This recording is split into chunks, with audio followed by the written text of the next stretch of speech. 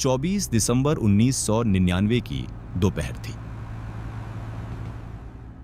काठमांडू के त्रिभुवन international airport से Indian airlines की फ्लाइट ऐसी 814 रोज की तरह दिल्ली के लिए रवाना हुई। क्रिसमस की छुट्टियां शुरू होने वाली थीं, नए साल का जश्न सामने था, इसलिए प्लेन के अंदर हल्का सा उत्साह महसूस किया जा सकता था। कुल 176 यात्री और 15 क्रू मेंबर सवार थे।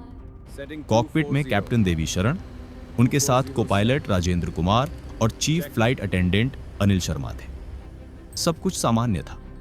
विमान करीब 10,000 फीट की ऊंचाई पर स्थिर होकर दिल्ली की ओर बढ़ रहा था। किसी को अंदाजा नहीं था कि यह सफर कुछ ही मिनटों में भारत के इतिहास के सबसे चर्चित घटनाक्रम में बदलने वाला है। जैसे ही विमान भारतीय हवाई क्षेत्र में दाखिल हुआ, अचानक 5 नकाबपोश लोग अपनी सीटों से उठ खड़े हुए। उनके हाथों में हथियार थे। कुछ सेकंड के लिए यात्रियों को लगा शायद ये कोई भ्रम है, लेकिन जब उनमें से एक सीधे कॉकपिट की ओर भागा और बंदूक तान दी, तब सच्चाई साफ हो गई। प्लेन हाईजैक हो चुका था। केबिन में बैठे लोगों के चेहरों से रंग उड़ गया। बच्चों की रोने की आवाजें, महिलाओं की दबी चीखें और खामोश बैठे लोग। माहौल पल भर में बदल चुका था। हाईजैकर्स बेहद संगठित थे। वे एक दूसरे को असली नाम से नहीं, कोड नेम से बुला रहे थे।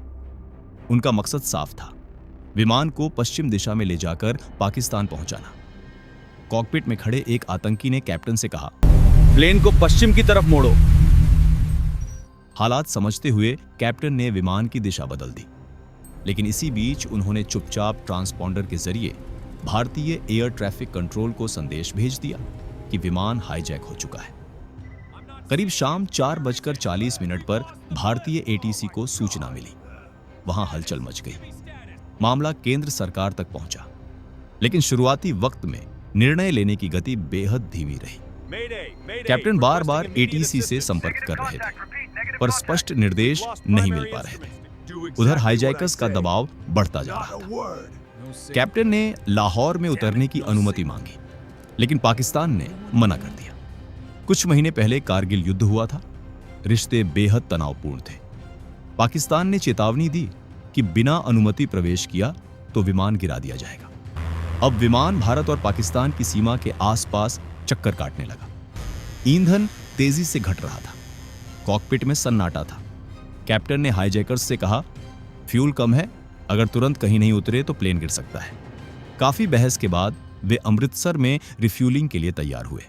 शाम करीब 6:44 पर विमान अमृतसर के राजा सांसी एयरपोर्ट पर उतरा। यह वह पल था जिसे बाद में कई लोग भारत का सबसे बड़ा खोया हुआ मौका कहेंगे। जमीन पर पंजाब पुलिस मौजूद थी, लेकिन आगे की रणनीति को लेकर स्पष्टता नहीं थी। दिल्ली में बैठा क्राइसिस मैनेजमेंट ग्रुप बैठक कर रहा था, पर ठोस फैसला नहीं निकल पा रहा था। योजना बनी कि फ्यूल भरने में देरी की जाए ताकि एनएसजी कमांडोज अमृतसर पहुंच सके। इधर विमान में हाईजैकर्स बेचैन हो रहे थे। उन्होंने यात्रियों को पीटना शुरू कर दिया। सतनाम सिंह नाम के एक यात्री पर बेरहमी से हमला किया गया। कैप्टन ने फिर कहा, जल्दी फ्यूल भरिए, हालात बिगड़ रहे हैं। लेकिन देरी जारी रही। एक फ्यूल ट्रक विमान की ओर बढ़ा, पर उसके अचानक रुक जाने से हाईजैकर्स को शक हो गया। उन्हें लगा कि कोई चाल चली जा रही है। गुस्से में उन्होंने रूपिन कटियाल नाम के युवा यात्री पर हमला कर दिया। उसकी हालत गंभीर हो गई। प्लेन के अंदर दहशत चरम पर थी। आखिरकार कैप्टन के पास कोई विकल्प नहीं बचा। शाम 7:49 पर विमान अमृतसर से उड़ गया। एनएसजी तब तक रवाना ही हुई थी। मौका हाथ से निकल चुका था। कैप्टन ने दोबारा लाहौर से संपर्क किया। इस बार ईंधन लगभग खत्म हो चुका था। पाकिस्तान ने पहले नेविगेशन लाइट्स बंद कर दी। कैप्टन ने चेतावनी दी, अगर लैंडिंग नहीं दी तो विमान शहर में गिर सकता है। तब जाकर रात करीब 8 बजे लाहौर में उतरने की अनुमति मिली। लाहौर में केवल फ्यूल भरा गया। मेडिकल सहायता तक नहीं दी गई। रूपिन कटियाल की हालत बिगड़ती रही। कुछ ही देर बाद विमान फिर उड़ गया। अफगानिस्तान में रात में उतरने की सुविधा नहीं थी, इसलिए रास्ता बदलता हुआ विमान दुबई की ओर बढ़ा। लंबी उथल पुथल के बाद रात करीब 3 बजे वह दुबई के अल मिन्हाद एयरबेस पर उतरा। दुबई में बातचीत के बाद महिलाओं, बच्चों और कुछ बीमार यात्रियों समेत 27 लोगों को छोड़ा गया। रूपिन कटियाल तब तक दम तोड़ चुके थे। उनकी बॉडी भी बाहर लाई गई। बाकी यात्रियों के लिए सफर अभी बाकी था। फ्यूल भरने के बाद विमान फिर उड़ गया और 25 दिसंबर की सुबह अफगानिस्तान के कंधार एयरपोर्ट पर उतरा। उस वक्त वहां तालिबान का शासन था। कंधार में विमान को तालिबानी लड़ाकों ने घेर लिया। भारत के लिए यह नई चुनौती थी, क्योंकि उस समय भारत तालिबान को मान्यता नहीं देता था। हाईजैकर्स ने अपनी मांगें सामने रखी। भारत की जेलों में बंद 36 आतंकियों की रिहाई, $200 मिलियन और एक आतंकी की बॉडी। सरकार के सामने बड़ा संकट था। प्रधानमंत्री अटल बिहारी वाजपेयी झुकना नहीं चाहते थे, लेकिन देश में दबाव बढ़ रहा था। मीडिया लगातार खबरें दिखा रहा था। यात्रियों के परिवार दिल्ली में प्रदर्शन कर रहे थे। एक मां चिल्ला रही थी, हमें राजनीति नहीं, हमारे बच्चे चाहिए। सरकार ने बातचीत के लिए एक टीम कंधार भेजी। कई दिन तक खींचतान चली। हालात विमान के अंदर बेहद खराब थे। 1 हफ्ते से ज्यादा हो चुका था। खाना कम पड़ गया था, पानी सीमित था, टॉयलेट जाम हो रहे थे, लोग थक चुके थे। डर अब सुन्नपन में बदल रहा था। आखिरकार बातचीत में कुछ नरमी आई।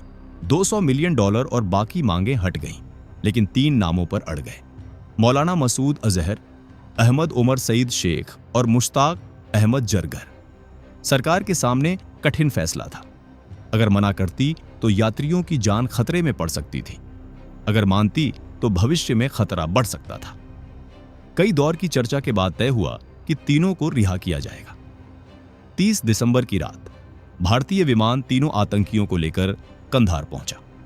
जसवंत सिंह खुद उनके साथ गए। जैसे ही तीनों को छोड़ा गया, हाईजैकर्स ने यात्रियों को रिहा करना शुरू कर दिया। एक एक कर थके, टूटे, डरे लोग विमान से बाहर आए। कुछ रो रहे थे, कुछ जमीन को छूकर धन्यवाद दे रहे थे। 31 दिसंबर 1999 को सभी बचे यात्रियों और क्रू मेंबर्स को भारत वापस लाया गया। लेकिन कहानी यहीं खत्म नहीं हुई। बाद की जांच में खुलासा हुआ कि हाईजैकर्स पाकिस्तान आधारित संगठन हरकत उल मुजाहिदीन से जुड़े थे। नेपाल की डीली सुरक्षा का फायदा उठाया गया था। फर्जी पासपोर्ट, हथियारों की तस्करी और अंतरराष्ट्रीय नेटवर्क, सब कुछ पहले से तैयार था। रिहा किए गए आतंकियों में से मसूद अजहर ने बाद में जैश-ए-मोहम्मद नाम का संगठन बनाया, जो आगे चलकर कई बड़े हमलों से जुड़ा। ऐसी 814 की यह घटना केवल एक हाईजैकिंग नहीं थी। इसने भारत की सुरक्षा नीतियों, कूटनीति और संकट प्रबंधन पर गहरे सवाल खड़े किए। अमृतसर में गंवाया गया मौका, देरी से लिया गया फैसला और अंत में आतंकियों की रिहाई, ये सब आज भी बहस का विषय है। यात्रियों की जान बच गई, लेकिन इसकी कीमत देश ने लंबे समय तक चुकाई। उस उड़ान में बैठे लोगों के लिए यह एक हफ्ता कभी खत्म न होने वाला लगा होगा। उनके लिए क्रिसमस और नया साल किसी उत्सव की तरह नहीं, बल्कि जिंदगी और मौत के बीच झूलते हुए गुजरा। और देश के लिए यह याद दिलाने वाला सबक बना कि संकट के वक्त हर मिनट की अहमियत क्या होती है।